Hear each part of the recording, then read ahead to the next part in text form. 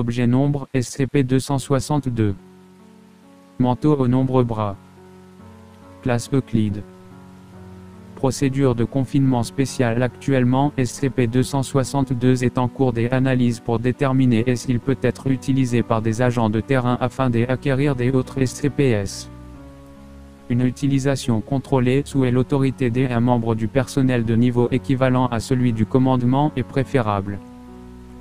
Pour le moment, l'usage non supervisé de SCP-262 par des agents est déconseillé. Lorsqu'il n'est pas utilisé, SCP-262 est conservé dans une pièce climatisée du site, gardée par au moins 2 membres du personnel de niveau 2. Description: SCP-262 est un manteau beige européen de style militaire, datant d'une période située entre la fin du XV siècle et le début du XXe. Il ne possède ni étiquette ni marque spécifique, ce qui porte à croire qu'il s'agit d'un exemplaire d'origine, destiné à être soumis à l'approbation de l'état-major militaire dans le cadre d'une recherche d'un nouveau style d'uniforme. Le patron de ce modèle a été soit rejeté, soit perdu, car ce type d'uniforme n'a jamais été adopté. Il est fabriqué en laine et descend au-dessous des genoux de la plupart des individus. La datation des fibres du manteau au carbone 14 est incohérente, cependant, et estime l'âge de SCP-262 entre 6200 et 6400 ans. Une explication serait que la laine utilisée pour créer SCP-262 aurait effectivement des milliers d'années, mais que le manteau lui-même a été coupé, cousu et assemblé que récemment. SCP-262 est capable de générer de nombreux bras depuis l'intérieur de sa doublure sombre. Lorsqu'il est porté, il suffit à tout sujet portant SCP-262 d'ouvrir le manteau pour matérialiser des mains et des bras qui sont plus ou moins sous le contrôle du sujet. La plupart des membres sont de nature humaine et de couleur de peau, de longueur et de force variables. Des autres occurrences notables comprennent un tentacule recouvert d'écailles reptiliennes, long de 4,4 m, 4,4 appendices semi-transparents ressemblant à des bras constitués de cellulose, de plus de 10 mètres de long, doté de 4 doigts, de 2 coudes, et dénué de poignets. La patte griffée un énorme tchat, peut-être un couguar ou un pume à plusieurs pieds et jambes, apparaissant de manière aléatoire. L'espace compris à l'intérieur de SCP-262 doit être considéré de nature non euclidienne, et le manteau lui-même, différent des dimensions normales. Dans un cas précis, il fut ordonné au sujet de test 402M de mettre le manteau par-dessus sa tête. Dès que celui-ci s'exécuta, SCP-262 tomba au sol, le membre du personnel de classe D ayant disparu. Quelque temps plus tard, certaines empreintes digitales relevées sur des objets ayant été touchés par les membres générés par SCP-262 furent identifiées comme celles du sujet 402M. Les sujets portant SCP-262 de manière adéquate sont capables de manipuler et contrôler ses bras avec plus ou moins de succès. Le sujet de test 301F s'est avéré capable d'accomplir plusieurs tâches simultanément sans s'en rendre compte, les yeux bandés, portant les chercheurs à croire que SCP-262 perçoit et comprend ce qui l'entoure même lorsque ce n'est pas le cas de son porteur. Certains pensent même que SCP-262 est totalement conscient suite à l'observation de SCP-262 en train de jouer du piano à 2 mains ou plus, bien que le porteur n'ait aucune formation musicale. Défendre le sujet, se défendre contre de multiples attaques, en lutter contre des autres de ses bras ou aller à l'encontre de la volonté du sujet.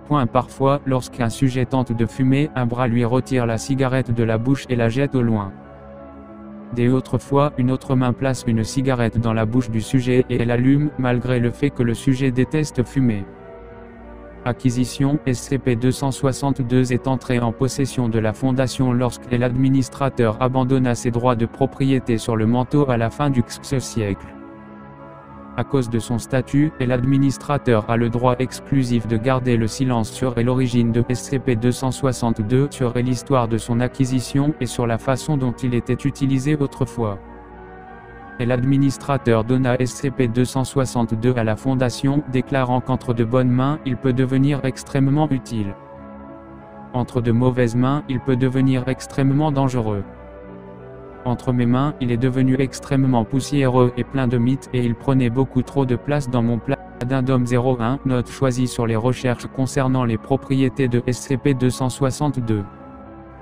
tude de K262 à 11, inversion de SCP-262 et C7 après et s'être correctement vêtu de SCP-262, le sujet 722M tente de retourner la manche droite à l'envers.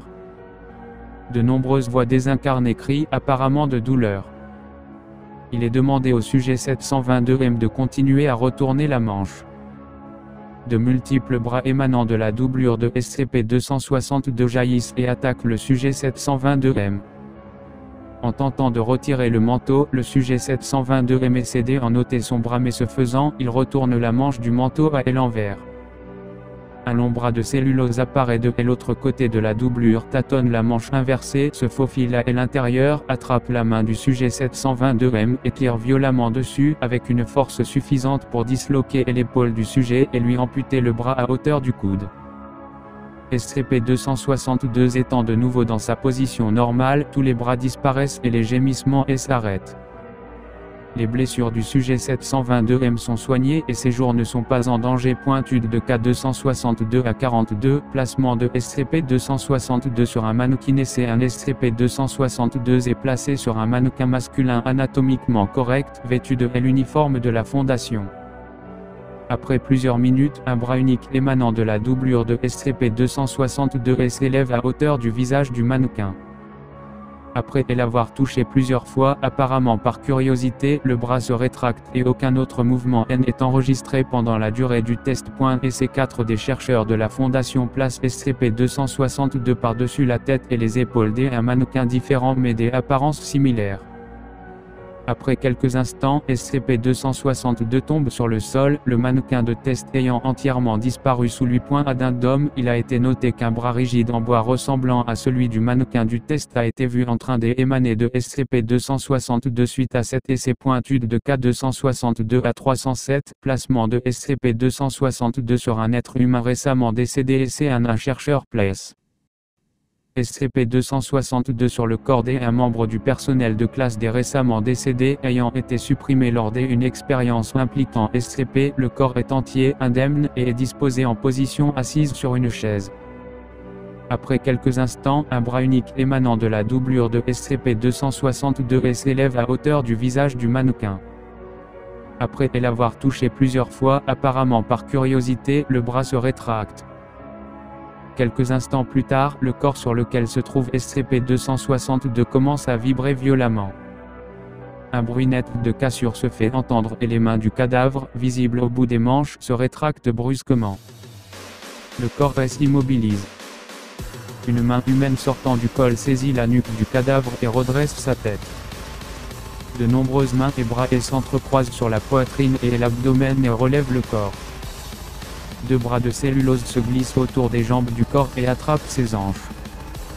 SCP-262 force alors le corps à se lever, tandis que des autres bras de cellulose descendent par les manches. Suite à cela, SCP-262 brise le confinement et submerge les membres de la sécurité. Ce jour-là, Team Epsilon 9 alias Cracheur de Feu se trouvait sur place en renfort. En utilisant leur lance-flammes comme arme, les membres de Film 9 parvinrent à acculer SCP-262 au fond d'un couloir. Lorsqu'il fut encerclé, une main émanant de l'intérieur de SCP-262 tira le manteau par-dessus la tête du corps qui le portait. SCP-262 s'effondra alors sur le sol, le corps du membre du personnel de classe D ayant disparu sous lui. Il est difficile de savoir si l'incident a été provoqué par la volonté de SCP-262 ou par celle du corps du membre du personnel de classe D utilisé pour l'explosion.